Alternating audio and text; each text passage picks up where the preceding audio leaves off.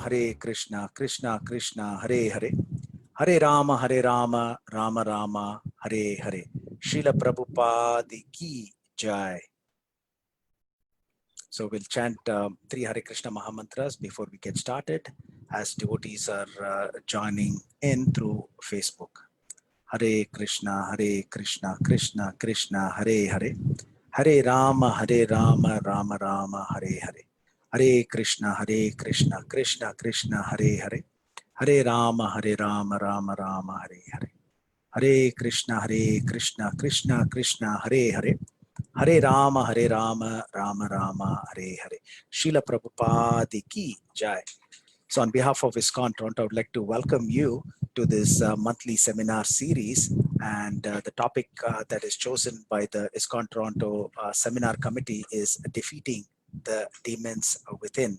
So it's in line with what we are going to celebrate in the next couple of days, which is the biggest birthday party of the year.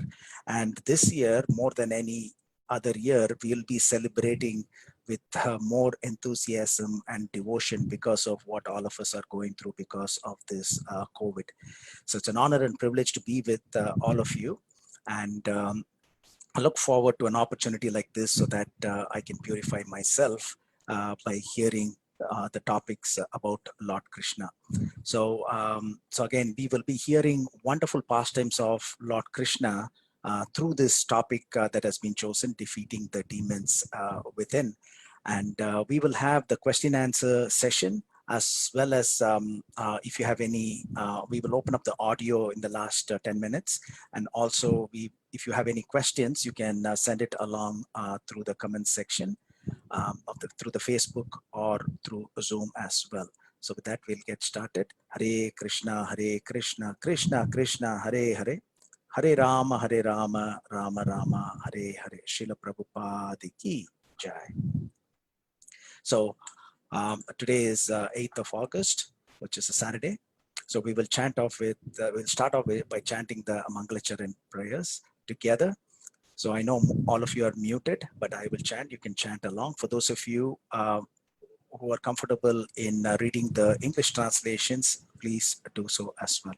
Om Ajnana Timirandasya Gyananjana Shalakaya Chakshurunmilitam Ena Tasmai Shri Gurave Namaha Shri Chaitanya Manobishtam Stapitam Ena Bhutale Swayam Rupa Kadamayam Dadati Swapatantikam Vandeham Shri Guru Shri Yutapatakamallam Shri Gurun Vaishnavamscha Shri Rupam Sagrajatam Sagana Raghunathanvitam Tam Sujivam Sadvaitam Savadutam Parijana Sakitam Krishna Chaitanya Devam Shri Radha Krishna Padan Sagana Lalita Shri Vishakant Pitamscha Nama Om Vishnu Padaya Krishna Prastaya Bhutale Srimate Bhakti Vedanta Swamin Iti Namine Namaste Saraswati Deve Gauravani Pracharine Nirvishesha Sunyavadi Paschata Dasatarine Mukam Karoti Vachalam Pangam Langayate Girim Yat Kripatamaham Bande Shri Gurum Dinataranam Vancha Kalpatarubhyascha Kripa Sindhubhya Evacha Patitanam Pavanebhyo Vaishnavebhyo Namo Namaha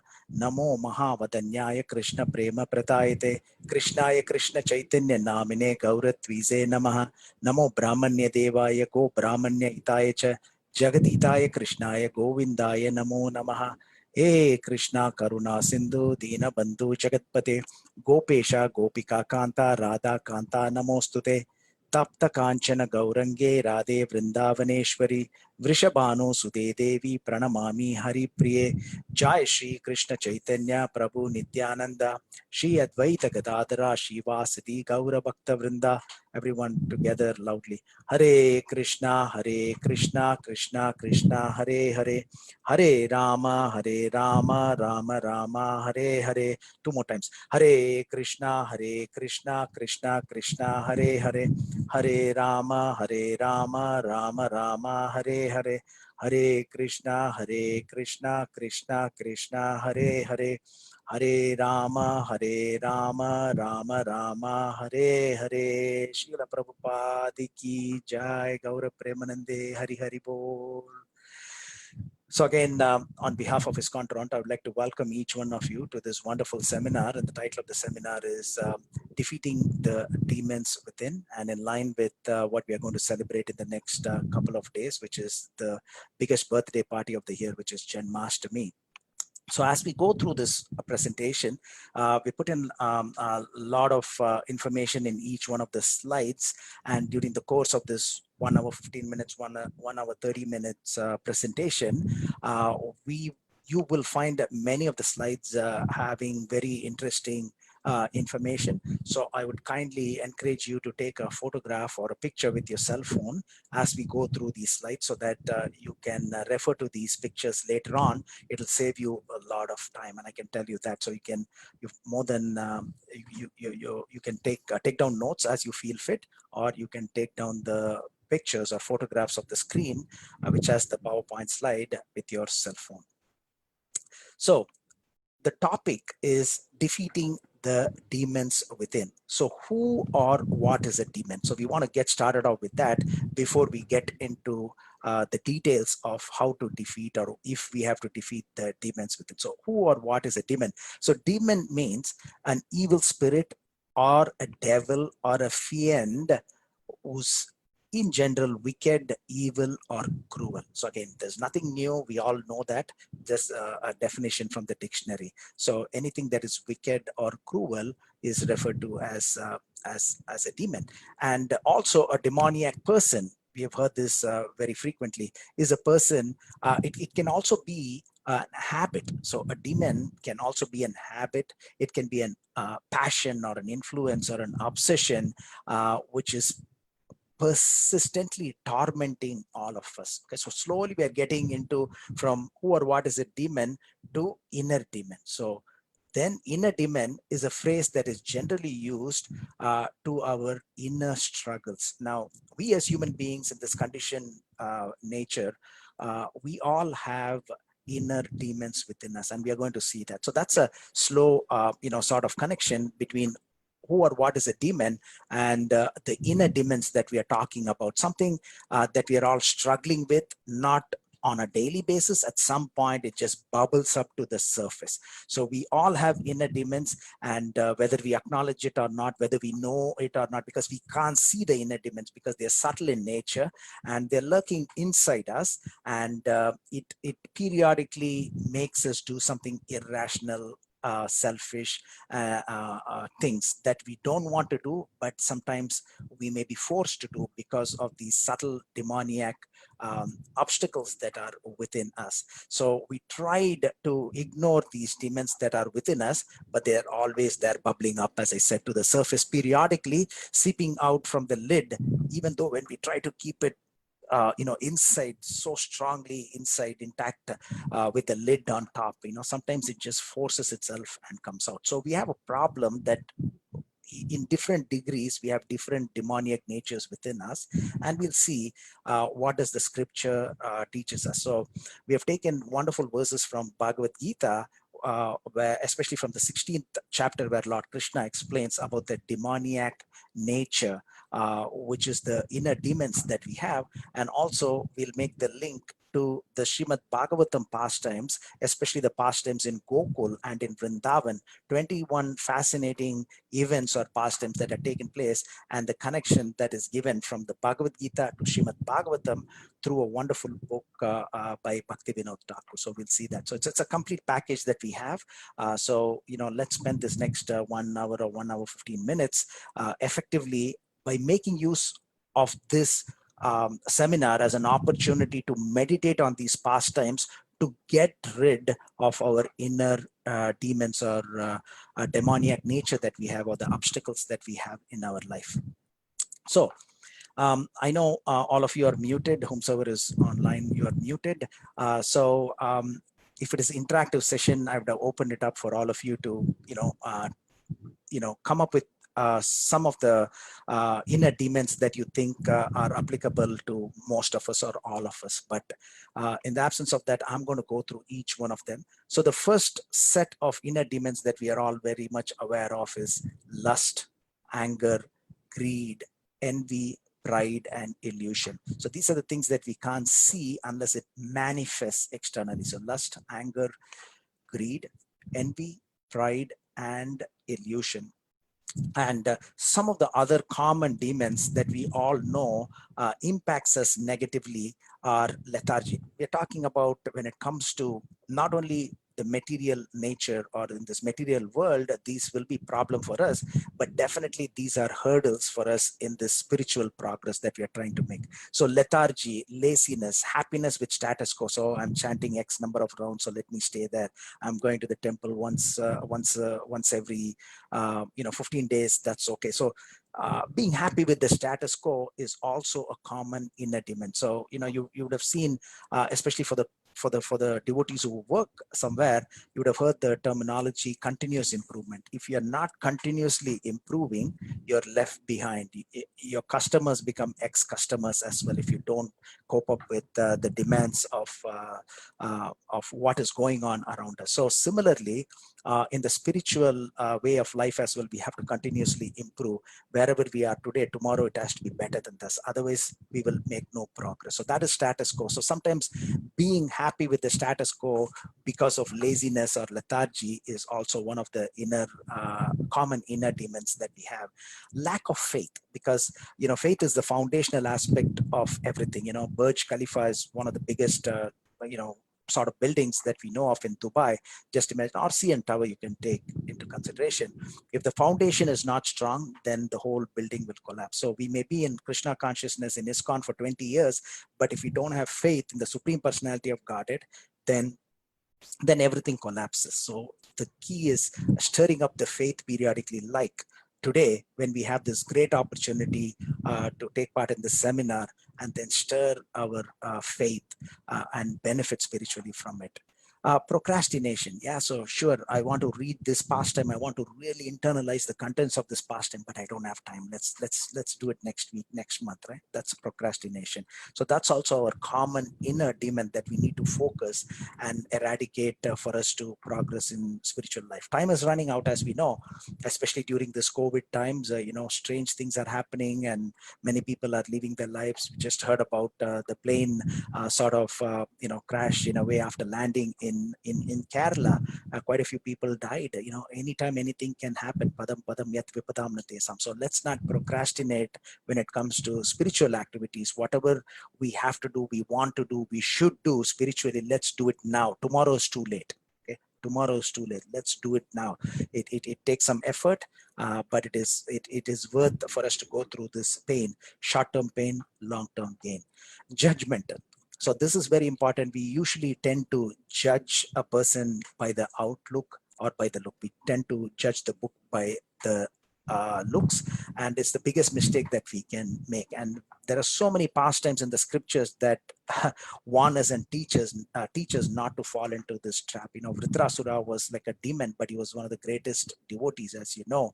And we have many pastimes. Pundarik Vidyanidhi looked like a materialist to Gadadhar Pandit, and he created an offense to him. And eventually, to offset that, he took initiation from Pundarik Vidyanidhi as well. So, and Indra looked like a great sannyasi, and he stole the horse meant for Prithu Maharaj's pastime, not once, twice. And Prithu Maharaj's son did not kill Indra or did not attack Indra because he had the garb of a sannyasi, this orange dress, so he backed off, right? So sometimes looks are very deceptive, and we'll see today in the pastimes that we will cover under this topic of defeating the demons within. We will see how Putana looked like goddess of fortune, right? Sometimes the looks may look great, but it may not be the same internally, right? So go beneath the obvious, beyond the looks. So we are pretty much judgmental, and that's why that's one of the inner demons, that we should not be judging the book by the cover. Vidya Vinaya Sampane 5.18, Vidya Vinaya Sampane Brahmani Kaviyastini Sunichaiva Swapakecha Pandita Samadarshina. So a learned person actually treats a Brahmana, a cow, elephant, dog, and a dog eater equally. So that means if there are different gradations, materially, we don't treat everybody here, but we treat everybody here. Okay, so not to be judgmental. And ignorance. So when we don't have knowledge, when we don't have the spiritual knowledge, then we are ignorant. So this is the, we say Om Ajnana Timirandasya in that thing, right? Torchlight of knowledge, right? So the ignorance is removed by the torchlight of knowledge. So common inner demon is being in ignorance. So how can we come out of ignorance? Is taking part in seminars like this, reading Srimad Bhagavatam, Bhagavad Gita, so that we get more knowledge. And getting the knowledge is only part of it. But how can we internalize the knowledge that we are learning from Bhagavad Gita, Srimad Bhagavatam, and changing ourselves? So this Bhagavad Gita is not for for the person who I don't like. Oh, he has to read Srimad Bhagavatam this pastime for him to learn and improve. No, this is meant for us. Okay, this is not meant for others. It's meant for each one of us, for us to understand the inner meaning of each one of those pastimes. And today is a significant day where we will hear many pastimes for us to learn from them. So internalize that and get out of ignorance gradually, so that we are knowledgeable on the spiritual aspects. And one of the aspects that Lord Krishna repeatedly mentions in Bhagavad Gita is for us to stay equipoised. In the statistical control, we have this median, we have this upper control limit, and we have this lower control limit, right? So when we get a promotion or something materially good happens to us, we are excited, go beyond the upper control limit. And then when something bad happens, we are down below the lower control limit, right? So we go up and down in extremes, right? And that causes us more problem. And Lord Krishna explains in Bhagavad Gita, just by equipoised, that's one of the ways to go back home, back to Godhead. So we did this class not long ago on the different ways of going back to Godhead according to Bhagavad Gita. And one of the ways that Lord Krishna teaches us is just being equipoised, right? In daily life, if we put a chart, the same statistical control chart, upper control limit, median, and lower control limit, and we see how we interact or react to the situations that come upon us from morning, say 6 o'clock to night 10 o'clock, it's like this, it's like this, it's like this. Even if you're able to do it, in the median, just more above the median, below the median, right? So if you're staying within the median, that means we are equipoised. So these are some of the common demons that we all have, which we need to overcome. And there are many more. Let's hear or read from Bhagavad Gita what Bhagavad Gita teaches us about the divine nature and demoniac nature. Okay, so demoniac nature, you can say they are the inner demons that we have. So the divine nature is something that we need to inculcate and internalize and imbibe that. And then you can say the almost opposite of the divine nature is the demoniac nature. The fascinating part of the 16th chapter, so this is from the 16th chapter of Bhagavad Gita. Now, the fascinating part of the 16th chapter is, Lord, this contains 24 verses. 16th chapter of Bhagavad Gita contains 24 verses. Only 3 verses, the first 3 verses talks about the divine nature. As you can see, there are 26 qualities, 26 divine qualities, right? But the remaining 21 verses talks about the demoniac nature. Okay, so it's significant that Krishna is focusing on that, because in that limited amount of time that he spoke Bhagavad Gita in the battlefield of Kurukshetra to Arjuna, and through Arjuna to all of us, it is said, some say 45 minutes, some say it's 1.5 hours. Irrespective of that, is a very short period of time. So let's assume it's 45 minutes. So in 45 minutes, he's giving us the most crucial information that does not come naturally to us, which we need to change, which we need to inculcate and imbibe and internalize to change for us to be successful. And it's surprising that Lord Krishna repeats some of these aspects. In that short period of time, he spoke so much, 700 verses, but he's repeating many things as well, like Manmana Bhavat Madbhakto, that verse almost repeated. And also you'll see in the demoniac nature, many sort of attributes are repeated. Pride and lust and greed is repeated again and again, because it's so important and it's so inbuilt in within us that we need to make this effort to get out of that. And that's why he's repeating some of these demoniac natures as well. So you can see here, divine natures are, we have to be fearless. And how can we be fearless? Only when our faith is extreme, when we are so faithful, then our fear fears will come down, right? So when we have so much confidence in Supreme Personality of Godhead, then we become fearless. Does not matter whatever happens. It's COVID, it's tsunami, does not matter. I have this utmost faith in the Lord, and whatever is best for me, the Lord will do. So when we have that faith in the Lord, then we automatically become fearless. Purification of one's existence, not only externally, but also internally.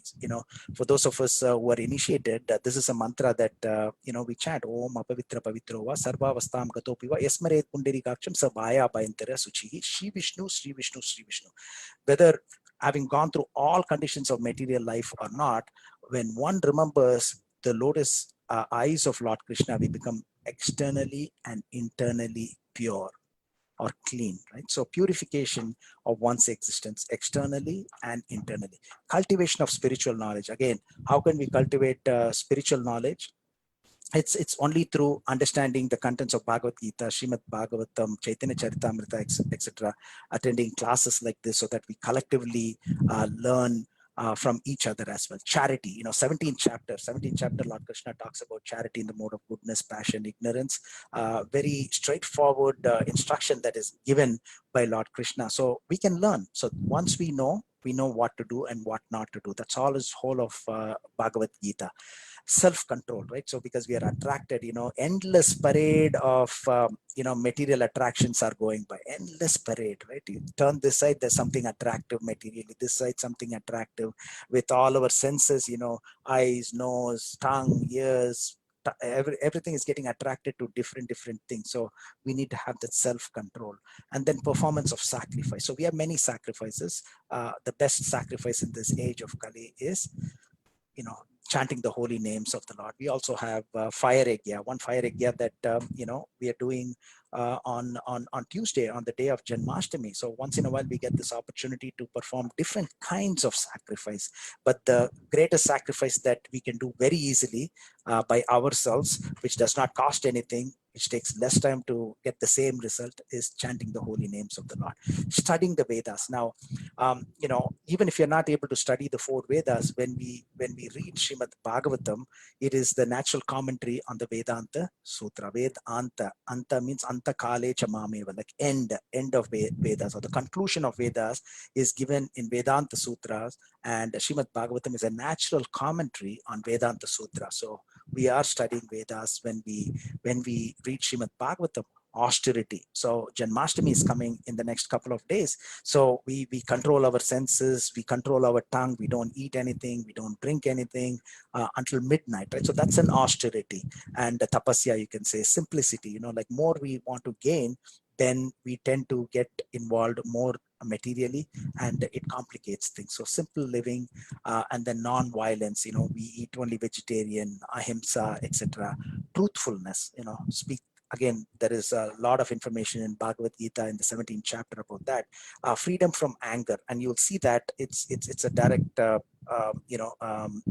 quality of a demoniac person as well. This anger, renunciation, right? Whatever is so close to us, at some point we have to give it up, right? Even our life is so close, family members are so close, at some point we will give it up. And the reason we are going through this divine nature or qualities, 26 qualities as well, it's because the opposite to that is the demoniac nature and renunciation. So for those of you who are very familiar with the 11th canto of Srimad Bhagavatam, in the Uddhava Gita, there is this Avaduta, and this Avaduta is got nothing, and he seemed to be leading the greatest or the happiest life. And King Yadu is asking, how come I have everything and I'm not happy? You don't have anything, no backpack, no prasadam packed, no plate, no spoon, nothing. How come you're so happy? And he says, I've learned it from 24 spiritual masters. And spiritual master is a word that is used for Siksha Guru and Diksha Guru, right? Diksha Guru is the initiating spiritual master, and Siksha Guru is the instructing spiritual master. He says, I learned from 24 Guru, and the startling thing is only about 5 of them are human beings, and the rest of them are either nature or animals or birds or insects. And these 5 human beings also are not great sannyasis or great preachers for him to have learned from. It's a little child, it's a it's a arrow maker, it's even a prostitute, right? He's learning from all of them. So there's great learning opportunity from everywhere. And in that, and the reason I'm bringing about the 24 gurus is one of the gurus that he learned was a kurara bird. This kurara bird, you can say, is a hawk or osprey. So this little bird has actually captured a mouse and is so happy he's flying with the mouse to go and eat somewhere. But at the time, many bigger and stronger birds are swooping down on this bird because they want the prey, not the bird. So at that point in time, if he's so attached, this bird is so attached to this mouse, but what does he do at that time to save his life? He lets go of this mouse and he flies this way. The mouse falls down, all these other birds swoop down and they fight among each other to get the share of their mouse, right? So renunciation. So this bird was able to give up something that is so close or near to him, because it's a prize catch. Mouse are not very easy even for a bird to catch. They're very quick. So renunciation, tranquility, being calm again, like equipoised, aversion to fault finding. So many of them are very obvious. Compassion for all living entities connected with non-violence, freedom from cowardness, be open, not always doing it or wearing a mask. We can't wear a mask of a devotee, but then inside we are not having the characteristics of a devotee, right? Gentleness, modesty, steady determination, vigor, forgiveness, fortitude, right? Cleanliness is connected with purification of one's existence, and freedom from envy. And you'll see this envy repeatedly coming up, and passion for honor as well. So these are qualities of divine nature. And you can say the other side of the coin is the demoniac nature. And I've underlined certain words here because it's repeated, as you can see. So 21 of the 24 verses in this 16th chapter of Bhagavad Gita, Lord Krishna talks about the demoniac nature, or the demoniac hurdles that we have within us. So Lord Krishna talks about pride, arrogance, anger, harshness, and ignorance. You can almost say that these are opposites, right? So it can be different synonyms, not word to word, but you can say, if you have that, you will not have this, or if you have this, you will not have that, right? So anger, lust, false prestige, repeated again and again, being envious, mischievous, disregarding scriptural injunctions and acting according to our own nature or what we want to do. We ignore the scriptures. So these are some of these demoniac natures that are well and truly present within each one of us. We can't see it. If there is a mosquito sitting on us, we can probably, chase it away.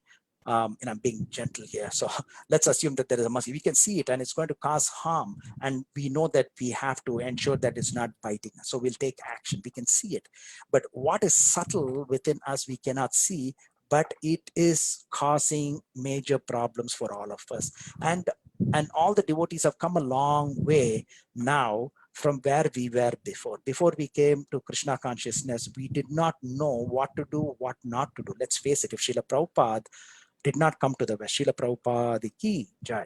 If Srila Prabhupada genuinely, let's face it, right? If A.C. Bhaktivedanta Swami Srila Prabhupada did not come to the West and did not, start this ISKCON in New York in 1965, we won't be sitting on this Saturday, 8th of August here in front of our computer discussing about the qualities of the divine qualities and demoniac qualities. We won't even know what Bhagavad Gita is, right? So we are eternally grateful to A.C. Bhaktivedanta Swami Srila Prabhupada. So in the last few months, few years, we have gradually improved from where we were before.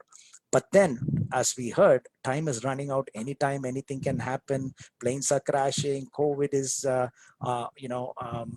in all the countries, impacting almost, I would say, all the 8 billion people around the world, either financially, health-wise, emotionally, in many, many different ways, right? So time is running out, and we make use of this session that we have in actually meditating on the pastimes, and that will help get rid of this anarthas. So with that, we'll get going. So again, I want to set up the foundation.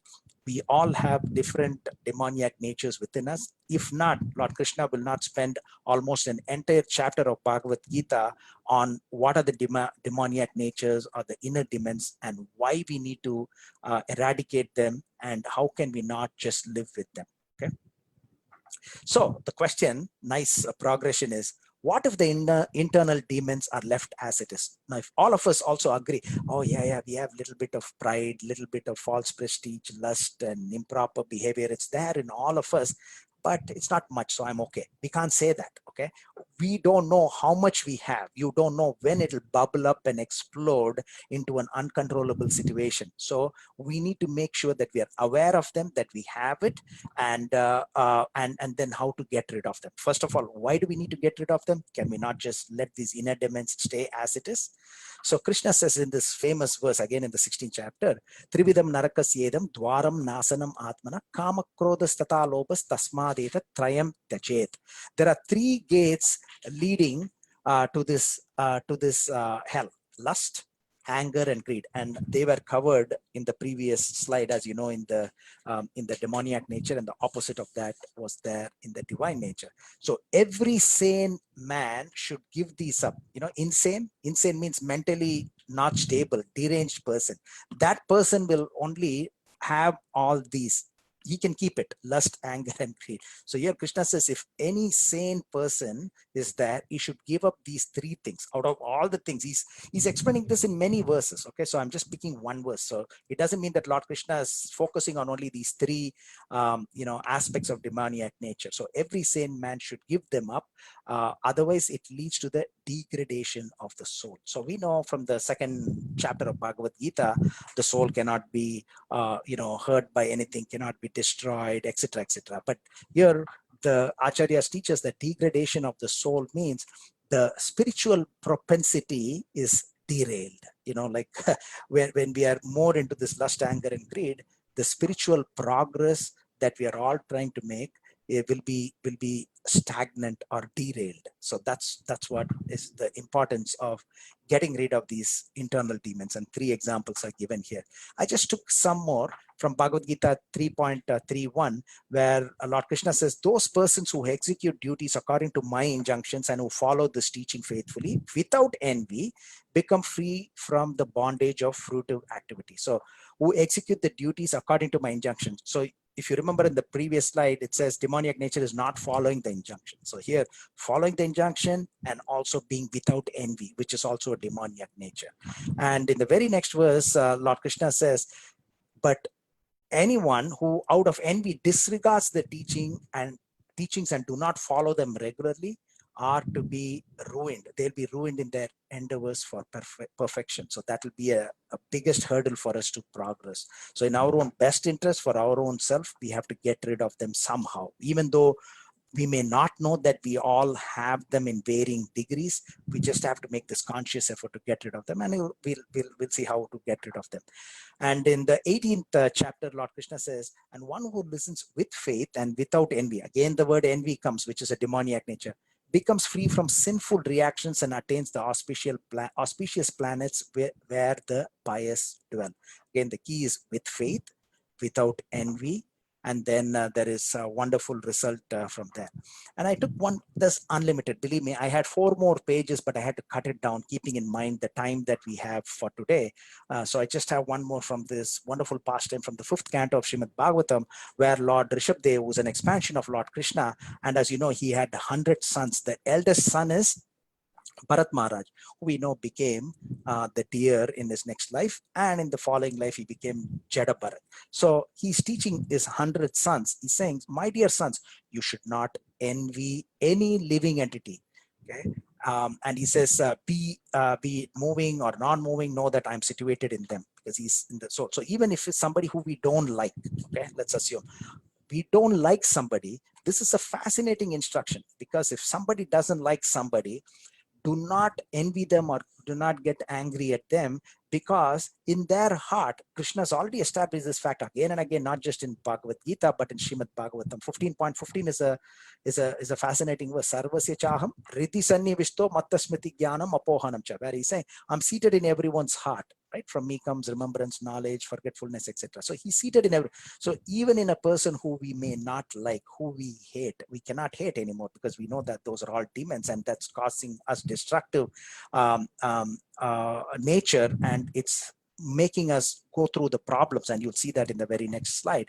So here Krishna is saying, you should not envy or get angry at other persons, even if you have a problem with them, because I'm seated in their heart. How can you get angry at them because you're getting angry at Lord Krishna, if you get angry at anyone else or envy anyone else? So it's a fascinating verse for us to meditate on how we can get rid of this envious nature, and not only envious nature, the demoniac nature that is within us. So what if our demoniac natures are still left in us, right? So Krishna says, I perpetually cast into the ocean of material existence, into various demoniac species of life, right? So we'll be thrown into various demoniac species of life. If we have because we have the demoniac nature, of course, we are qualified to get the demoniac, to be in demoniac species as well. So it's a perfect fit. And in the very next verse, Krishna is saying, gradually they sink down to the most abominable type of existence, like a stool, the worm on a stool, etc., abominable, right? Where it'll take, eternity for us to go back home, back to God, or even get to this human being's life. Yeah. And Krishna also says, this person will get neither perfection nor happiness nor the supreme destination. So written off, right? So even though Krishna is so merciful, forgiving, but if we know what are the demoniac natures, and if we continue to cultivate it and flame it more instead of putting it out, then what is stated here is what is waiting for all of us.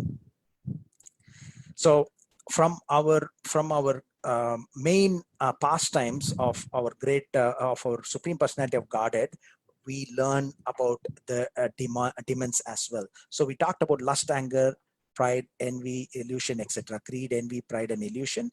And we know Ravana is the personification of lust according to our acharyas. Dandavakra is the personification of anger, because he was always angry. Many others were also angry. Not to say that Hiranyakashipu was not angry, he was very peaceful. No, but Dandavakra was a personification especially for anger.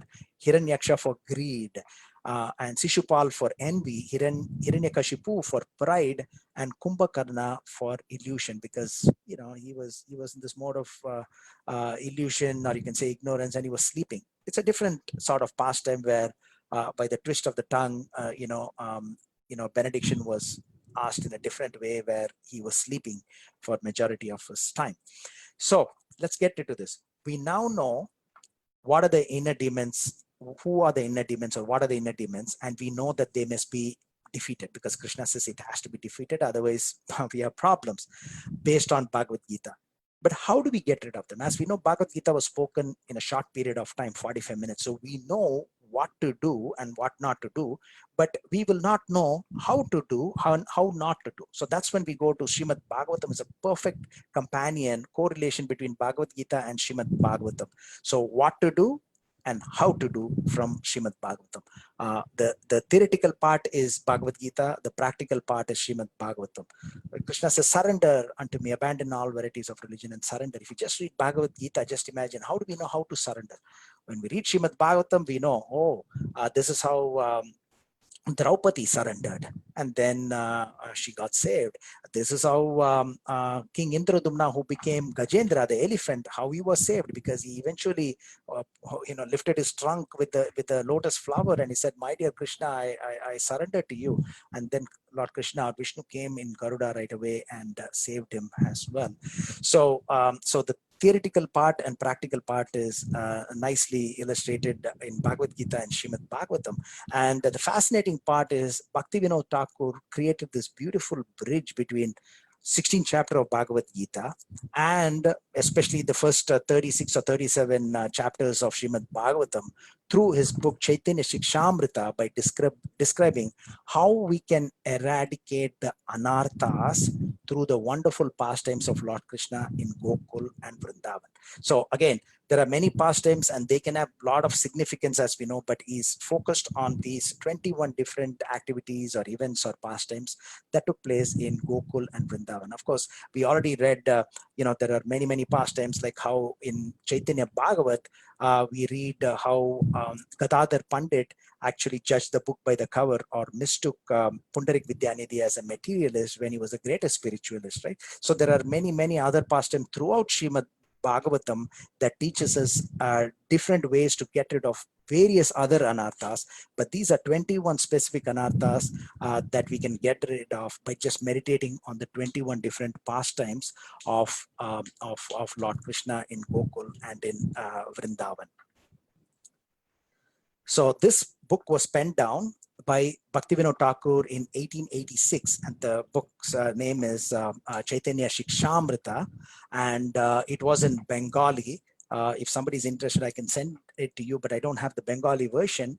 But the translation is there. If you have Veda base, it's right there. If you had downloaded the 2019 Veda base, and this is based on the teachings of Chaitanya Mahaprabhu to Rupa Goswami and Sanatan Goswami. So it is nothing different. It's Chaitanya Mahaprabhu's teaching, and it's like a shower of pure nectar. And therefore, there are 8 showers or 8 chapters, you can say. And I've highlighted the 6th chapter in red font because that's where the description of the 21 events that are taken place in Gokul/Vrindavan, and how by hearing them and connecting the pastime with the anarthas, how we can get rid of them. Because we already said, if you have some subtle things in our body, we can't get rid of it because we don't even know, we may not acknowledge. But this is one of the easiest ways that is given for us to get rid of our anarthas, by meditating on the pastimes of the Lord and the metaphorical anarthas that is given for us to meditate, that we have to get rid of them as well. Okay. So before we get into those pastimes again, which we have heard again and again, but every time we hear, there is always new meaning or new instruction that is coming from there. I just put this slide out. I just took a map and put this out here. This will be an important slide for you to take a photograph if you didn't take a photograph yet of any of the slides here.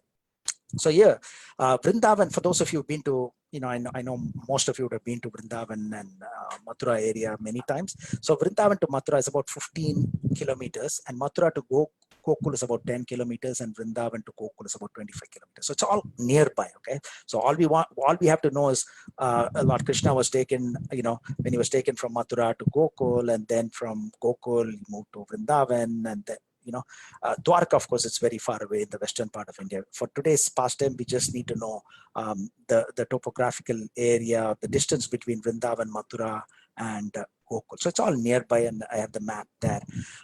So in the 10th canto, the first 40 chapters describe the appearance of Lord Krishna, and we're going to hear all that, and we'll go through that and relive that again in the next couple of days on the day of Janmashtami, which is on 11th of August, which is Tuesday.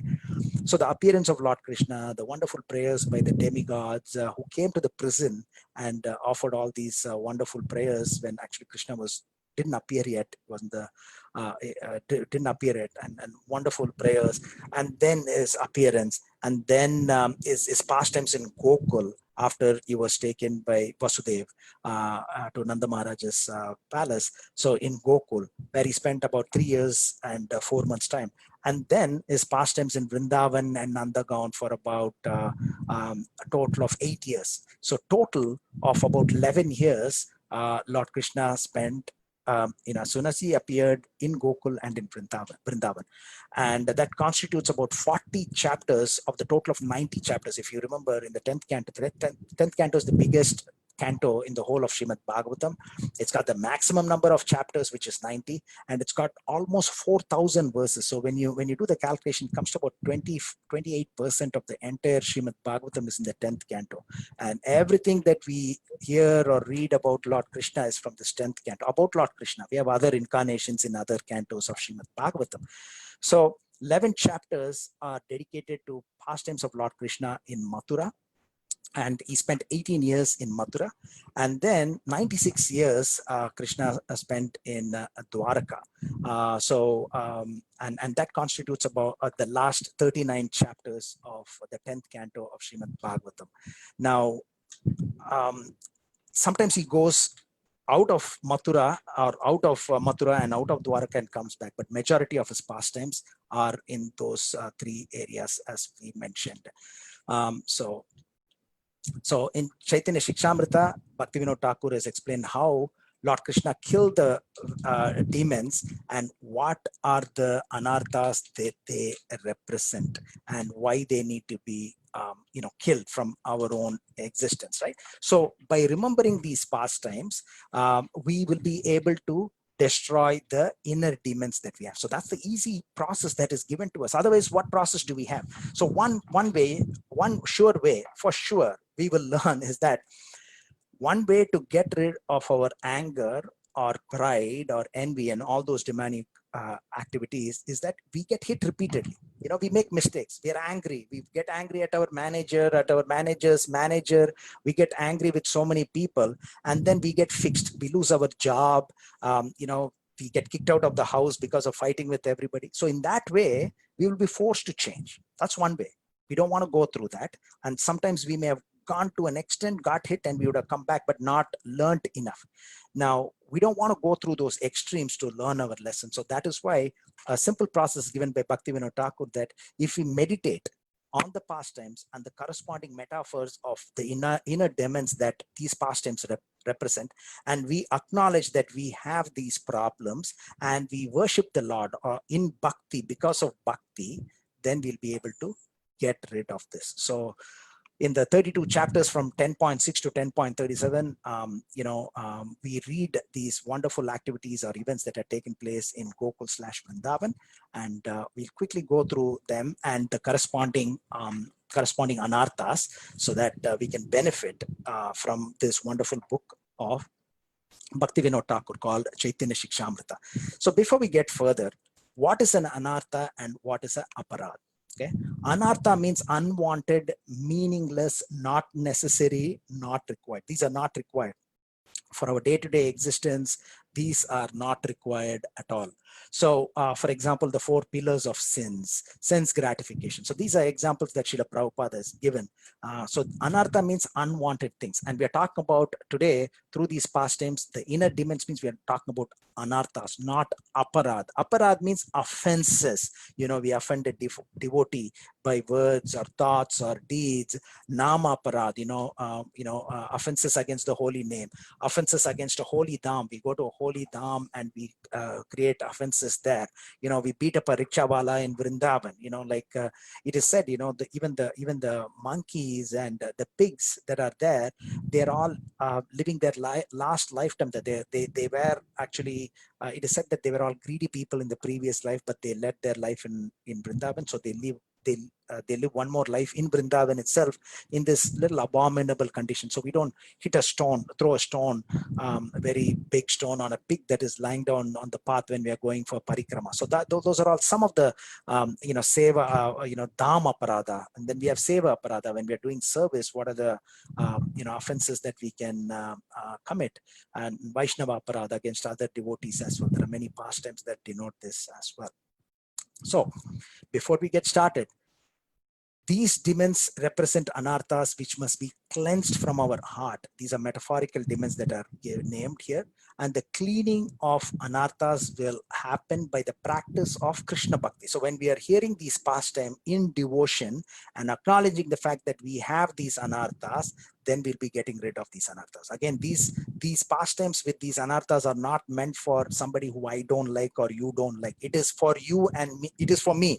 It is for you. So it's for our individuals for us to learn and purify ourselves.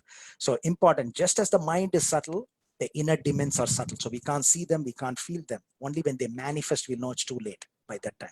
By meditating on the pastimes and correlating with the anarthas they represent, we can remove these demoniac obstacles from our heart by the mercy of Lord Krishna. Otherwise, we cannot. Okay, we need to have that mercy from Lord Krishna. Just by hearing the pastime and correlating it and agreeing, yes, I have a problem, will not let that be expunged. We need to have the mercy of the Lord. So we worship the Lord in devotion. So this, coupled with the consciousness that we know that we have these anarthas within us and we want to eradicate so that we can progress in the spiritual path, which is possible through bhakti. So in this mood of supplication to Lord Krishna, we will immerse in these 21 pastimes and connect with the corresponding anarthas they represent and consciously expunge them, just like putting an atom bomb and clearing out something, not an atom bomb, sorry, a normal bomb, and clearing out something that should not be there. So let's clear out our anarthas through these pastimes. So a metaphor is a figure of speech that makes an implicit, implied, or hidden comparison between two things that are unrelated, because this pastime is not related to these anarthas, but in a subtle way it is implicit, and that's what is the connection made by Bhakti Vinod Thakur. Okay, so we can dive deep into each one of these pastimes quickly, and then we can get to match the following as well. So I'm giving you a clue. So what I have done here is I've taken it from Chaitanya Shikshamrita, what you see on top, number 1, and then what is there in the white font, and in the very end I put Gokul. Gokul means this pastime took place in Gokul, because I want to differentiate the pastimes that took place in Gokul and in Vrindavan. Okay, it's not far from each other, but if you're interested in the details, I thought you will like it.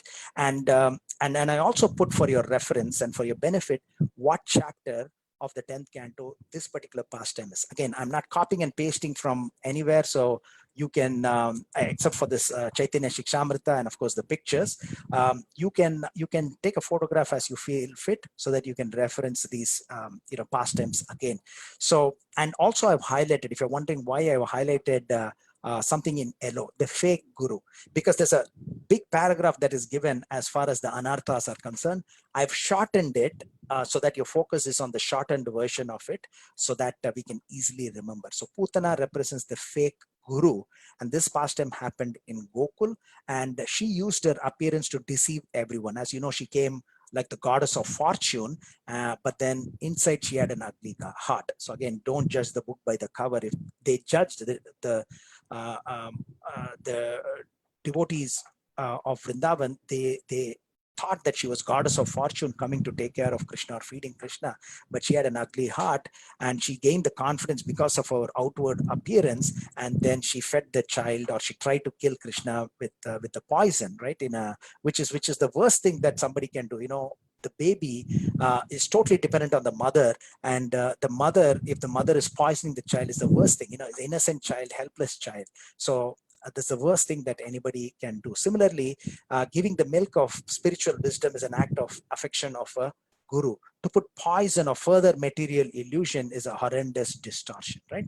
So, but Krishna exposed Putana. Similarly, if we take shelter of Krishna, he will also show us who the right teacher is, and who is not will be revealed to us. So when we're talking about teacher, it can be many different teachers as well. We just heard about 24 gurus, Shiksha gurus, right? Even though it is referred to as a spiritual master, 24 spiritual masters were all Shiksha gurus of this Avaduta. So we should not learn from a wrong person. There is a fascinating verse in the 7th canto, where Prahlad Maharaj is saying, a blind following a blind, both will miss the right path and fall into the ditch, right?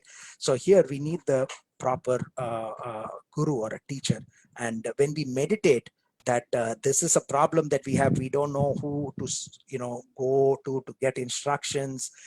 It could be a Siksha guru, mainly Siksha guru, and if we are confused and we are getting influenced by the wrong sort of personality, then we meditate on this pastime and the mercy of the Lord, knowing that we do have that problem, then this will be shattered. So this is one way to eradicate this fake guru who's giving us wrong information or material sense gratification information, but we don't want that, and we want spiritual information.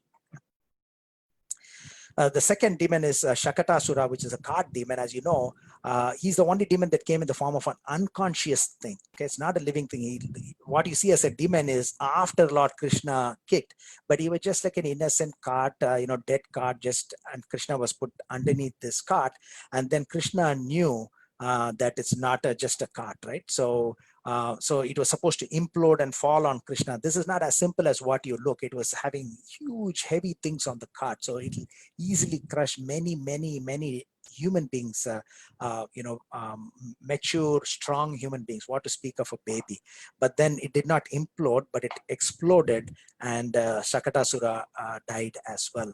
So here, this demon Shakatasura, the card demon, represents the bad habits and lethargy. Because lethargy, you can easily remember lethargy. We don't move. We just sit. Yeah, we have to chant. Okay, later. We have to go to the temple tomorrow. So that is lethargy, and that is part of a bad habit that we have developed as well. So please remember the points that I've highlighted in yellow and the corresponding demon. Okay.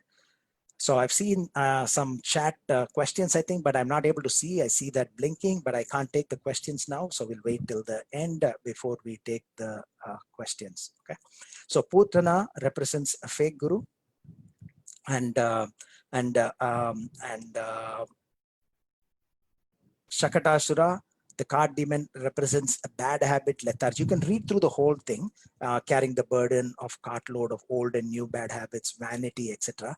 But for today's purpose, especially for the match the following, I would like you to remember, if you're not taking it down, I would like you to remember this, because these are important things. We are doing it for our own benefit, right? So we want to get rid of our inner demons, and this is the only way that is given in our scriptures.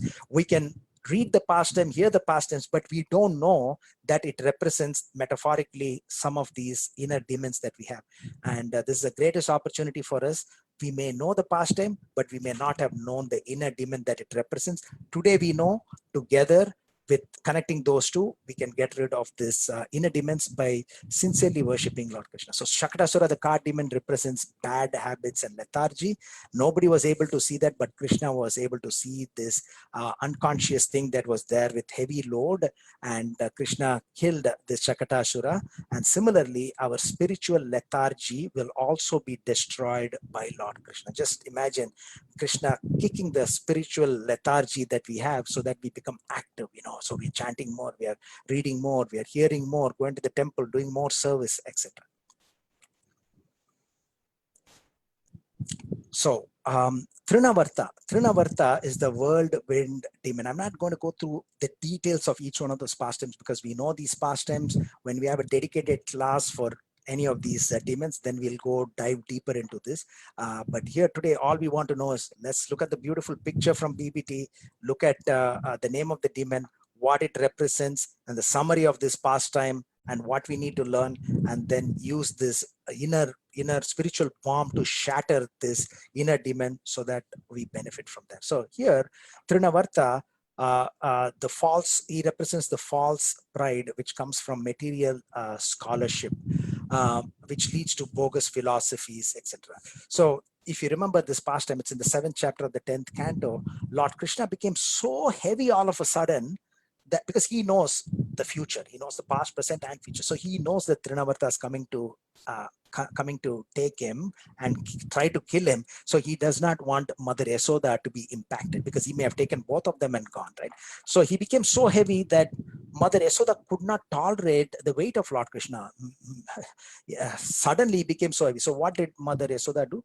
Take Lord Krishna, and with great difficulty, as he was getting heavier and heavier, she put him down. And then in that moment, this demon came, carried Krishna so high, and then Krishna choked the demon so that he could not even scream. Because why? If he screamed at the top of his voice, then he would have alerted or scared the other Vrajvasis. So the same height which Trinavarta was trying to take Lord Krishna and kill him, this height caused the death of this demon as well. He was choked. And when we meditate on this pastime, it destroys our heightened false pride due to material scholarship. So yes, I'm a PhD, I'm a so-and-so, I'm a so-and-so. So in that way, we lose focus of what we don't know spiritually. Because what we know materially is useless, because many of them, it might help us to get a job for sure and keep our job. But what we learned, in physics or whatever we studied, it's not being used even in our day-to-day life, in our work as well, right? And we learned so much. We spent so much to learn Microsoft Office 2010. And now the latest 365, it's got so many different features. You have to relive everything again. I may have done a course on the floppy disk so many years ago, thousands of dollars, material knowledge. I knew everything about the floppy disk. Is it useful now? It's useless, because there's no more floppy disk. Same thing with CD, how to build CDs, how there is, we can build a CD that does not, take any scratches. What's the point? There is no CD anymore, right? So whatever material knowledge that we learn, it's always temporary. But Krishna says in 2.41, right? Neha Vikrama Nasosti. So where he says, if you learn whatever spiritual activity we have done, where we leave, we continue. So it's never gone to waste. So here it's false pride due to material scholarship. I know this because I am educated in this. It's no use. It's a deterrent in spiritual progress. So if we worship Lord Krishna through this beautiful pastime, and Trinavarta represents the false pride which comes from material scholarship. So we should not have that. And for us to get rid of that, like how Krishna destroyed Trinavarta, we need to get this material scholarship pride destroyed from us through the mercy of Lord Krishna. Okay, so deliverance of Nala, Kuvara and Manigriva. They were Kubera's sons, and they were cursed to be the Yamalarjun tree, as we know. We're not getting into the past times, how Narada Muni cursed them with all good intention, because curse is a blessing in disguise. Great sages, when they curse, it's blessing in disguise, because they were able to see all the beautiful pastimes of Lord Krishna by standing, as a tree in the backyard, and eventually they were delivered. So they represent pride stemming from intoxication with wealth. Okay, so if one has got too much money, millionaire, etc., billionaire, and they can't progress spiritually. So we need to get rid of this to get to that. So here, in the nature of the material world, is when one becomes too much opulent and powerful and wealthy, great position, etc., then we will not have the proper etiquette to give respect to others. So they did not give respect to, they were drinking Varuni, etc., right? They did not give respect to Narada Muni. So they were cursed by Narada Muni to become dull and unconscious like trees. So Krishna, being merciful, delivered them. So we also worship Lord Krishna through this pastime, which we will be celebrating, right? All of us take part in this Damodar month, which will be coming shortly in the next couple of months. And it's a great opportunity for us to meditate on this pastime, because when we meditate and consciously wanting to remove this, the pride stemming from intoxication and wealth, this is the only option that we have. As I said, other option is we make mistakes, we learn from it, we get fixed by our neighbors, family members, by work people, etc. Again and again we make mistakes. We say, we are so wealthy, etc. And one day when everything goes off, it's a humbling experience. So we may learn at that point in time. So if we don't want to go through that type of learning, then this is the best way, preventive in nature. So that is corrective in nature. You're fixing it after the problem has happened. Here it is preventive in nature, knowing that we already have that. How to get rid of this is by meditating on this pastime of Nalakuvara and Manigriva, because they represent in the form of this Yamalarjun tree, pride stemming from intoxication of wealth.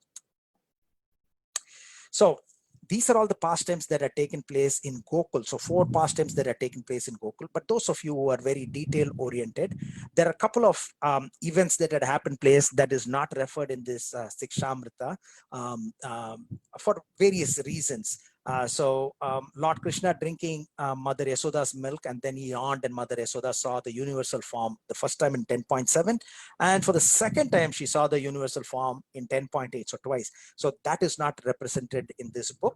And also there is a beautiful pastime of the fruit seller, right? Akama sarva kama va moksha kama udariti. That verse from the second canto of Srimad Bhagavatam vibrates into this fruit seller pastime. But anyway, just for information, if you're detail oriented, those are not referred in this pastime pastimes in Gokul, because all this happened in Gokul as well. So we're continuing, right? So we need to fasten our seatbelts. We need to go a little faster. Vatsasura is a calf demon. He's being controlled by greed and sinful activity. So that is in 10.11. And, this is the first demon in Vrindavan, because by this time, Krishna, Nanda Maharaj, everybody said, too many problems in Gokul, we need to go to Vrindavan. So they moved to Vrindavan. And of course, the problem doesn't end. The first demon that came to kill Lord Krishna came in the guise of a nice, beautiful calf. You can say Vatsasura, right? So it's a calf demon because Krishna is very favorable to calf. But Krishna can see beneath the obvious, beyond the obvious. So Krishna, he came in the most innocent form of a calf and tried to kill Krishna. So even the cows were deceived, but Krishna cannot be deceived. So he caught the demon and then killed the demon as well. So we meditate by hearing about this pastime, reading about this pastime, how our greed is also there and our sinful activities are there, and that is kicked out or killed, gotten rid of by Lord Krishna when we meditate on this pastime. So Vatsasura represents being controlled by greed and sinful activity. So we don't want that. So that's killed or destroyed by Lord Krishna. Bakasura came in the form of a duck, and he represents deceit and cheating. Okay, so he is one of those demons. So the first demon that came outside of the house. Again, these are details. Okay, outside of the house of Nanda Maharaj. So far, everybody came inside. So the first demon outside, and he innocent looking mountain peak. That's how he looked like. It says in Srimad Bhagavatam, innocent looking mountain peak. All these cowherd boys innocently went inside, and Krishna knew, but he still went inside, and he became so big. This is the first time Lord Krishna expanded his form so big. Okay, and then he became like a fire burning the root of demon's throat, and Bakasura immediately spat him out, and he tried to attack him, and Krishna captured both half of the beaks and he destroyed him. So just, again, for you to remember, Bakasura represents deceit and cheating. And we are, again, for those of you who joined us late, the topic that we're covering today is defeating the demons within us. And this is taken from Chaitanya Shikshamrita, which is penned down by Bhaktivinoda Thakur in 1886. And it's nicely connecting what Lord Krishna talks about as the demoniac nature or our inner demons in the 16th chapter of Bhagavad Gita.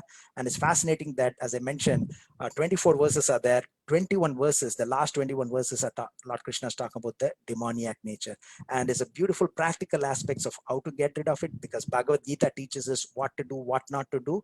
But Srimad Bhagavatam teaches us how to get rid of what we should not do. Okay, so Agasura is one of those demons who came in the form of a snake, and he represents cruelty and violence. Okay, so again, he's the demon who came outside as well, and he wanted to avenge the death of his elder sister Putana and elder brother Bakasura. So this is a I would say a famous family, notorious family, right? So in the same family there were three demons. You have Putana, then you have Bakasura, and then Akasura. So Akasura thought, oh, Lord Krishna killed my sister and my brother, so I want to kill them. So again, he wanted to kill him and devour him so that there's no trace. You're so angry with him, right?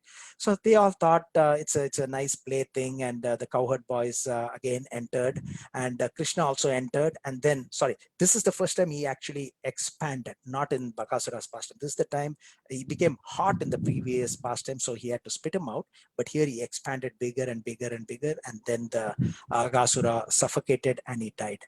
So, and then he brought back all the cowherd friends and calves as well back to life, because they lost their life. So when we meditate on this pastime of Agasura, our cruelty and violence that may be there, which may not have manifested yet, but which may be there, will be expunged by hearing this pastime with bhakti. This from the 12th chapter of the 10th canto of Srimad Bhagavatam. So quickly going through 8 out of 21, 8 out of 20 is Brahma Vimohana Leela. We know how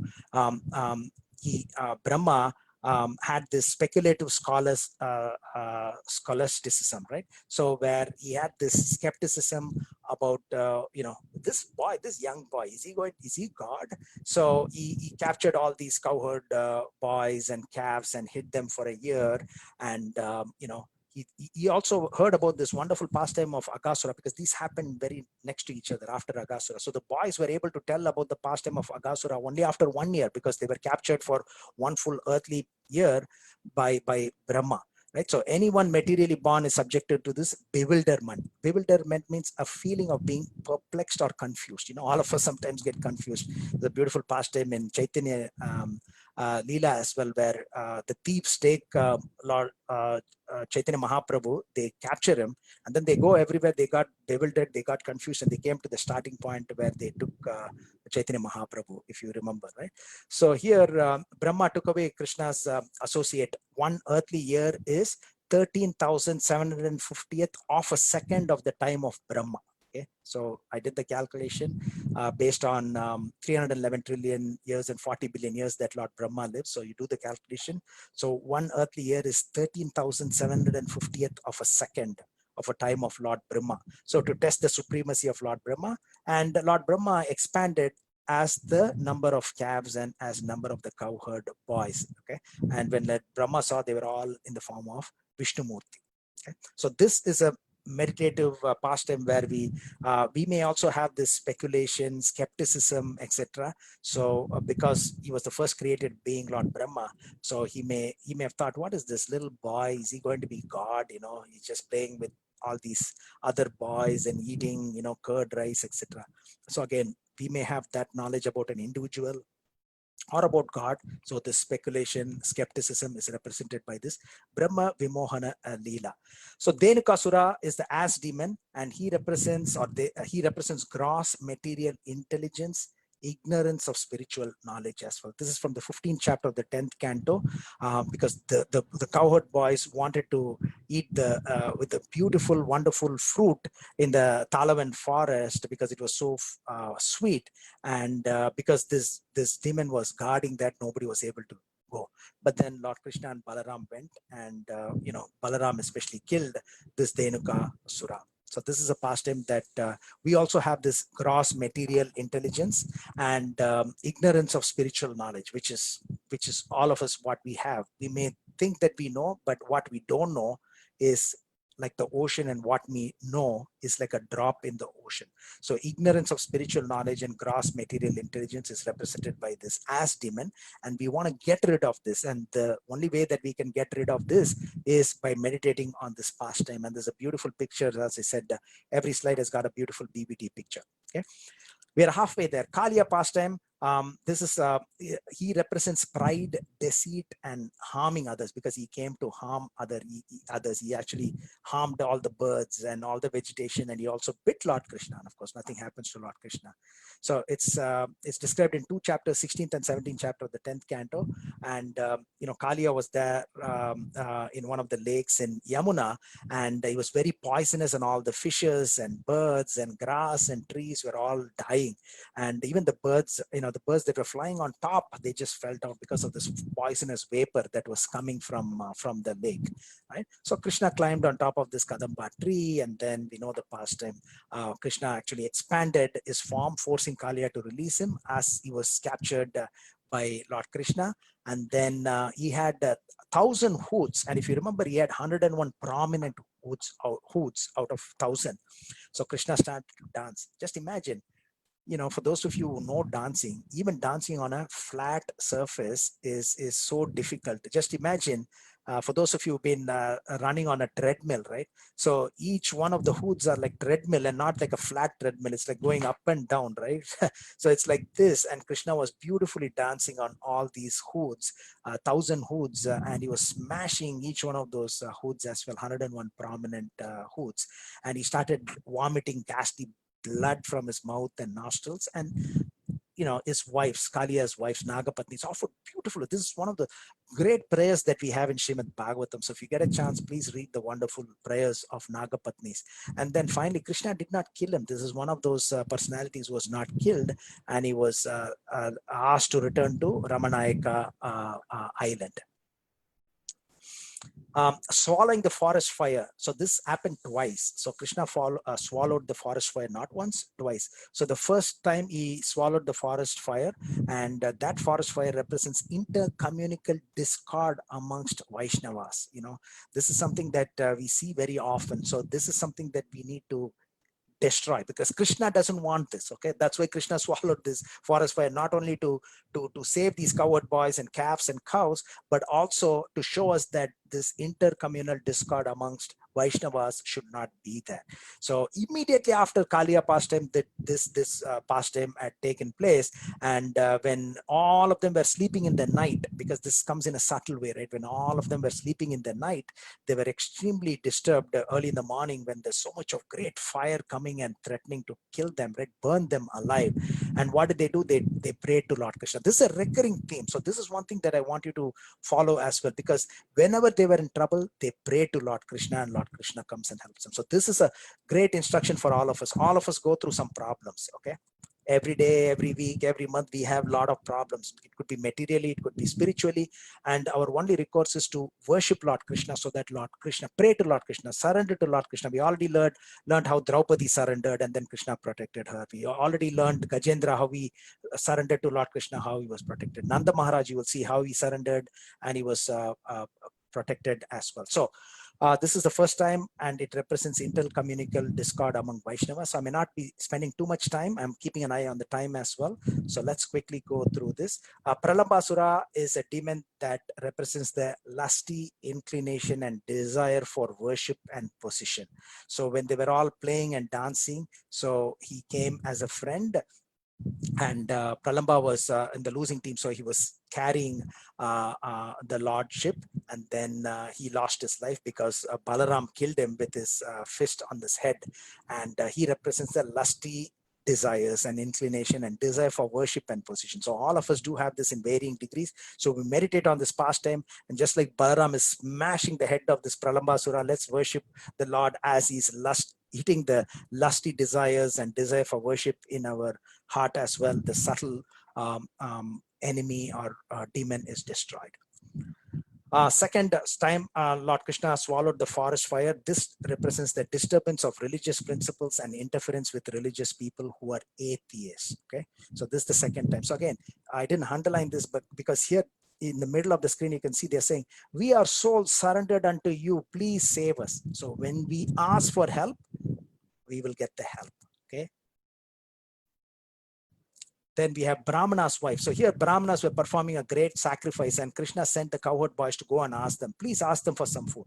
They're ready to offer all these wonderful kheer and sweet rice and ghee and everything into the Agni, but they're offering it to please Lord Krishna, but they didn't know that Lord Krishna is in this human form like Lord Krishna.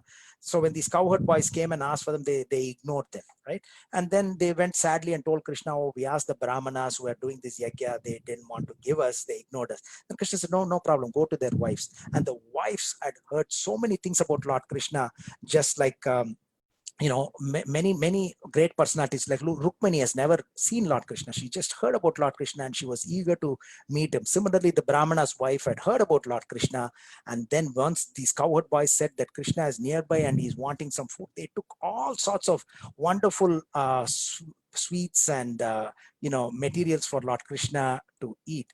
And then the Brahmanas who were doing the sacrifice came to their senses, and they said, for anyone inimical to Krishna, his three births, that is seminal, Brahminical, and sacrificial, are all condemned, right? So they learned their lesson. So the Brahmanas performing sacrifice were ignorant of the fact that indifference, that causes indifference to Lord Krishna because of the pride, because of their great thing. Oh, I know these mantras, I know this, and that is what happens. So we need to meditate to get rid of that.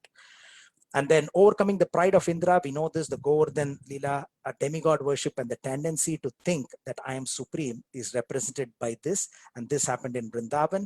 And then this is represented in the 3 chapters, 24 to 27. And Nanda Maharaj captured by Varuna. So this is very, we may not have heard this, but it's very unique anarthas. Thinking that spiritual life can be enhanced by intoxication. So thinking that spiritual life can be enhanced by intoxication. So see, again, I've highlighted in red. So when Nanda Maharaj was captured by Varuna, the cowherd men shouted, "Oh Krishna, oh Rama, please, help us," right? So, and then Lord Krishna said, "Don't worry," and he was offered all the worship by Varuna. Such a great personality, actually, Varuna is, and his daughter is Varuni. So that's in 10.28. And then Nanda Maharaj was swallowed by a snake. If you remember, they all went to celebrate Shivaratri, and there was a great snake called Vidyadhara swallowed Nanda Maharaj. This was in the 34th chapter. And again, everybody cried. See the font in red. "Krishna, Krishna, my dear boy." This is actually father crying. "This huge serpent is swallowing me. Please save me. Who am surrendered to you." So the father is saying, "I'm surrendered to you," because periodically they get this impression of he's such a great personality, right? And then Krishna, of course, saved him. Sankachuda, this is the conch demon, and he got the conch. So quietly this demon came, and he took the gopis along with him, right? So whomsoever was there, he took them, and then hearing the devotees again in red font, "Krishna, Rama, please save." And then Krishna went, killed the demon, and also took the jewel. And because there were so many gopis, he did not give it to them. He gave it to Balaram to avoid any problems, right? Arishtasura is a bull demon towards the end of the pastimes in Vrindavan. This is in the 36th chapter. If you remember, there are about 40 chapters dealing with pastimes in Vrindavan.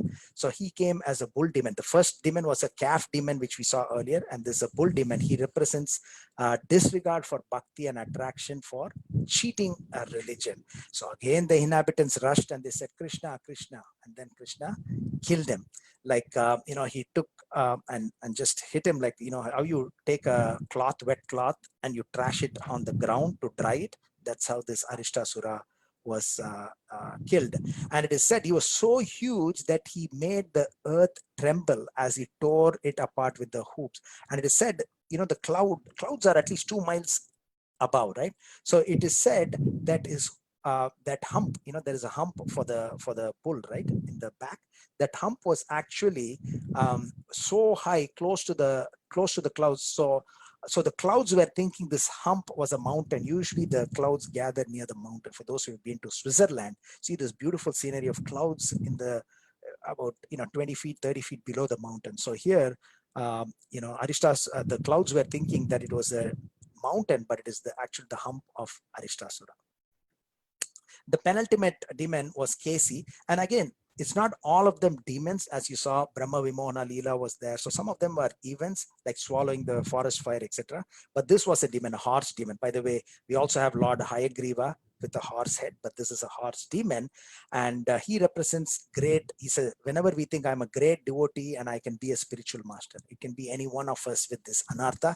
So if we worship this killing of Kesi demon by Lord Krishna, then our anartha is eradicated. This is in the 37th chapter. And the last demon that is represented in this Chaitanya Shikshamrita by Bhaktivinoda Thakur is Vyomasura. Vyomasura represents thieves and fake devotees. Okay, so it's very direct to devotees. It says fake devotees. Okay, so we've heard about fake news. All over we read, oh, this news agency is fake news. So here Bhaktivinoda Thakur says fake devotees. Okay, so this can be any one of us. We have the mask of a devotee with a nice tilak, shika, etc. But inside, if we have this demoniac mentality, right? So we have to get rid of this, because we can't keep wearing this mask forever. At some point, we're going to be exposed, right? So we better expose and get rid of our anarthas rather than getting exposed like Vyomasura. But mentally, we meditate that this anartha is there within all of us, and this pastime of Lord Krishna killing Vyomasura will kill the demoniac nature within us. So he represents thieves and fake devotees. Okay, so at this point in time, we just have a few more minutes for, I don't think so we have time for this beautiful match the following that I thought I will have to sort of connect everything together. But I'm just going to skip this just to show you that, you can do something like this mainly. But then a summary of what we covered. What or who is a demon? We all have inner demons, which is which is our inner struggle. And we talked about the inner demoniac natures that we have according to Bhagavad Gita in the 21 verses of the 24 verses in the 16th chapter. We also heard what happens if we leave our inner demoniac natures or inner demons as it is. We have a problem. We'll be cast into demoniac species of life. We'll gradually sink down to the most abominable types of existence, and we will never achieve perfection, nor happiness, nor the supreme destination, which is Goloka Vrindavan or Vaikunta. So we also read this wonderful correlation between the 21 pastimes of Lord Krishna in Gokul and Vrindavan and the corresponding metaphorical inner demons from the Chaitanya Shikshamrita by Bhakti Vinod Thakur. Okay, so this is the last slide that I have. We all have inner demons lurking inside us, bubbling up to the surface, seeping out of the lid when we try to keep them inside. So this is the best preventive nature that we can do, is by defeating the demons that we have through this pastimes of Lord Krishna. The beautiful connection is given by Bhakti Vinod Thakur. And just as the mind is subtle, the inner demons are subtle. By meditating on these pastimes and the correlating anarthas, and by being in bhakti or following the devotional practices, we can get rid of them. Srila Prabhupada ki jai. Gaur Premanande. Hari Hari Bol. So one of the questions is that, what is the reason Lord Krishna kills most of the demons, whereas he chastises some? So very good question. So if we go here, so just to recap what we had. So we had all these demons. So if you see, Putana was killed, Shakatasura was killed, Trinavarta, whereas Nalakuvera and Manigriva were not killed, but they were delivered. Vatsasura was killed, Bakasura, Agasura killed, Brahma Vimohana Nila. No, it was a lesson to Lord Brahma. Dhenukasura was killed, Kaliya was not killed, but was chastised. Swallowing of a fire, you can say it's an event. Pralambasura killed, swallowing of the fire. Brahmana's wife, it was a lesson, it's a teaching for them. Okay, and then we also Indra was a teaching. Okay, Nanda Maharaj was saved from Varuna. So Varuna was not killed because his assistants actually took so Varuna was not directly responsible. So I'm also answering the question by going through this. So in this 16, you see, Nanda Maharaj was captured by, actually not by Varuna, by the servants of Varuna, and Varuna is actually apologizing to Lord Krishna for the mistakes that his men had done by capturing Nanda Maharaj. And why did he do that? But actually there is a reason. It is said, if you read that pastime, we're talking about number 16 here, Varuna's men captured Nanda Maharaj because on an Ekadasi, he entered into Kalindi to take bath in an inauspicious time when it was dark. Okay, when it was dark, he entered. So again, we have to know ignorance versus knowledge, right? So it's a wrong time, inauspicious time that he entered, and that was the normal thing. Just like we know from the 6th canto, Yamadutas came to capture, in that pastime, because of the mistake that was done, right? Like he was fully sinful, but then they did not know that he had chanted the name of Narayan in the very end. So that was the thing. So here it was an inauspicious time that Nanda Maharaj had entered Kalindi, and therefore Varuna's servants captured, number 16. Therefore there was nobody to be killed because Varuna's assistants also did the job, and Varuna was not even aware of it unless Krishna came and he honored Lord Krishna. So we'll get back to where we covered in the beginning. Sankachuda was one who was capturing all the gopis. He had to be killed. Arishtasura was a bull demon, and they came in the form of a demon to kill Lord Krishna. Kesi was a demon as well who was killed. Vyomasura was killed as well. So let's go back to the top. So Nalakuvera and Manigriva were not killed because of the mercy of Narada Muni. He had cursed them so that they can be delivered by Lord Krishna.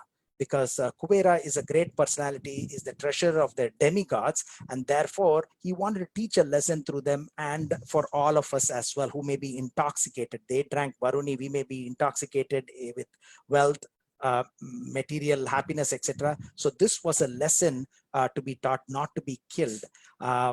Then when you come to and we all learned that lesson, right? So Janmaishwarya Shuta Shribi Redamana Mada Puvana Ibaradi Adipyatum Tham Akinchana Gocharam. This is Queen Kunti's verse, right? So we can only attain Krishna when we are not in this material sense gratification, high education, etc., respected family, bodily beauty, etc. So it is a great lesson for us. So there was no need for Krishna to kill and to deliver them, because they had to go back to their kingdom as well. And then when we come to Brahma Vimohana Leela, so Brahma Vimohana Leela, of course, Lord Brahma is the first created being, is the son of Garbhodakashayi Vishnu. Not to say that Krishna has not killed his son. Can anybody remember Krishna has killed his son? Narakasura. Narakasura is Krishna's son. Because of his demoniac nature, he had to be killed. Narakasura is the son of Varahadev. Varahadev and Bhumi Devi. When Bhumi Devi was lifted by Varahadev, Narakasura appeared. And then, because of the mistakes he did, he stole three things. One was the earring of Aditi. The second is the umbrella of Varuna, and also the playground of the demigods he had stolen. And then, so he had to teach him a lesson. So in this case, Lord Brahma was taught a lesson by Lord Krishna, so that he knew, again, don't judge the book by the cover. Brahma judged the book by cover. Lord Krishna, who's this little boy with a stick in the hand eating something? So he did not get killed. There was no need. Also going through Kaliya. Kaliya is one of those pastimes. Actually, there is a longer pastime of who Kaliya was in the previous life and how we became Kaliya. And one of the reasons is that the fascinating prayers of the Naga Patnis allowed Lord Krishna to not kill Kaliya, and he said, you go from here to another place. But as you can see in the 21 pastimes, most of them were killed except for some of them. So in this 17th pastime, Nanda Maharaj swallowed by the snake, and now the snake was Vidyadhara and his name was Sudarshana. And he was actually cursed by the sages coming in the line of, I think, Angira Muni, if I'm not mistaken. And so it was already a punishment that he had gone through. So why does he need to get killed? He had to be delivered. So some of them are deliverance, some of them are getting killed. So hopefully that answers that question. It's a long winded answer for that. And let's see if there is any other question here.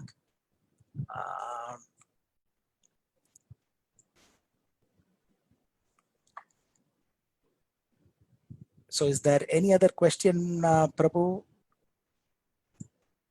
Okay, so I think I see some questions here. Hare Krishna, Prabhu. Hare Krishna. They are on your chat box. Oh yes, I can see the questions. I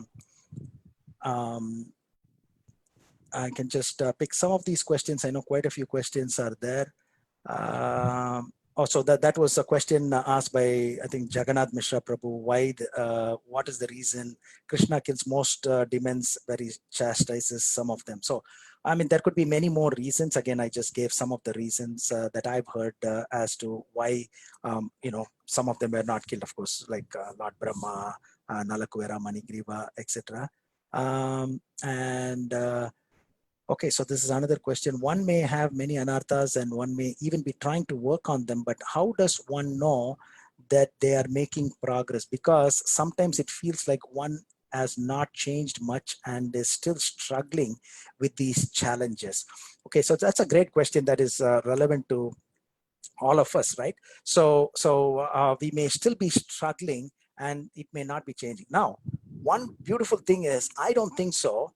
I have done or I have understood this correlation between the 16th chapter of Bhagavad Gita, the demoniac nature, and the pastimes of Lord Krishna through this beautiful book of Bhaktivinoda Thakur, as I did when I was preparing for this. Okay, so all of us learn every day, right? So that's the key. That's the beauty of this Krishna consciousness. We all learn. So how much we were deep into this as we were today, or as we understood today, and where we will be from tomorrow. So where we will be from tomorrow when we are meditating on these pastimes and consciously smashing these anarthas through these internalizing of these pastimes, from today going forward will be different from where we were yesterday. So I'm assuming this question says we've been trying to get rid of it. So in our own way could be, yes, we get fixed by the surroundings, by nature, by our family, by our co-workers, by our manager. We are envious, we are angry, and we get fixed. We lose the job, we lose our reputation, etc. So we learn by that, which is a long process. If it is very severe, then our learning is much faster. But if it's little by little, we've been learning and oh yes, I should not get angry, I should not be proud, I should not be, to an extent. But now we know that this is the easiest way that is given when we meditate on this pastime consciously, that we have these problems, and this is the solution that is given by consciously meditating that. So I think this will be a significant improvement, or I would say a paradigm shift in getting rid of our anarthas that we have, now that we have the silver bullet that is given to us by Bhaktivinoda Thakur. So we didn't have this before. We didn't know as much. We would have heard about this book, but not to the level of these details. So now we can focus on it and get self-help from it. This is self-help, right? We can read and internalize. Again, the key is, this is not to change anyone, our enemy or somebody who we don't like. This is for our benefit. We need to change internally. The next question is, how do we educate people when they are staunch followers of fake gurus, or at least taking inspiration from them? So, Scientology, there are many different groups as well.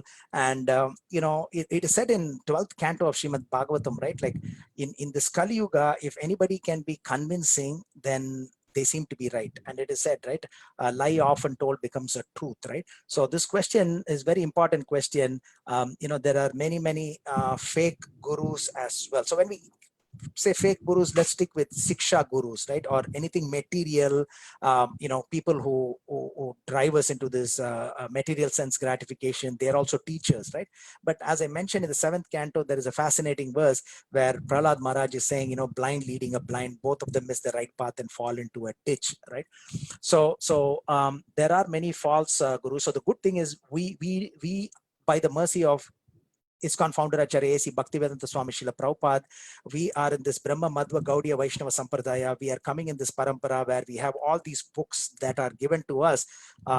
Chaitanya Shikshamrita that we read today, part of it today, Bhagavad Gita as it is, Srimad Bhagavatam, which is all coming from this, towering intellects of personalities in our Brahma Madhva Gaudiya Vaishnava Sampradaya. So we are in the safe zone. So faith zone and safe zone, we are there. And it's unfortunate that we see that this is widespread outside of us. So what we can do, as Krishna explains in the 18th chapter of Bhagavad Gita, is if we can inculcate this knowledge to others, then we become the most dear to him, right? There's nobody more dear to Lord Krishna. So what we have learned, again, we got to inculcate that in the right way, in the right pace, right? So I've heard this because it's relevant to this. You may have heard this story as well. A person who migrated to the land of fools, right? So there was this person who went into a land of fools. So I'm just going to wrap it up in a minute. So this person went into this land of fools, and there was a big pumpkin there, okay? And all these people in this land of fools said, "Hey, sir, don't go there. He's a biggest demon." Remember, we are talking about inner demons. It's a biggest demon there. Don't go near the pumpkin. So this person who migrated to the land of fools knew that that's a pumpkin. It's not a demon. So he said, "What do you mean this is a demon? See what I'm going to do." So he took a big sword and he charged to that, ran to that. Everybody tried to stop him. He ran, and then he cut that pumpkin, and then it broke right into two pieces.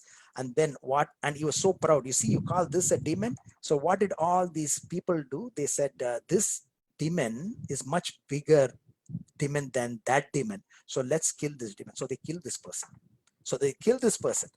Then after many years, there's another person who migrated to the land of fools, but he knew that, I'm giving a very strong example. I'm not literally meaning to the question, but I'm just saying we need to be careful what we teach and how we teach others as well. So this person also migrated to the land of fools, but he knew what had happened to the previous person and how he got killed when he went here. So as soon as he's going there, there's big pumpkin there. All of them are stopping and say, the big demon there, don't go there. He said, "Oh, yes, that's a demon. Why don't we do one thing? Today we'll take one step forward and come back and let's see whether the demon is doing anything to us." They said, no, just one step, not more than that. He's bringing them gradually to this. They said, "Yes, let's do slowly." They keep one foot and all of them run away, right? He says, "Okay, next, let's come again tomorrow." He says, "Well, let's take 1.5 step. Then 2 more days, 2 steps. Like that slowly was getting, let's say, finally he said after 1 week, 2 weeks, he said, "Let's go touch the demon and run away." Okay, run away like so fast. They did that, and they slowly got the confidence that, this is not a demon who's actually going to hurt them. And then slowly it came to a stage where let's take a knife and slightly cut him and run away. Then slowly they said, okay, let's cut him and cook him and eat as well. So again, we have to, especially for those, when we are trying to go into an area which has been staunch followers who are taking inspiration from somebody who's not a authorized fake guru giving different instructions, then we'll have to be extra careful in reaching out to them. So I think I've already gone a few minutes over. I apologize for that. So thank you for your kind participation and all the wonderful questions that you asked. We have a few more questions, but we don't have time to take those. And until next time, Hare Krishna, Krishna Krishna, Hare Hare, Hare Rama, Rama Rama, Hare Hare. Srila Prabhupada ki Jai. Gaura Premanande. Hari Hari Bol.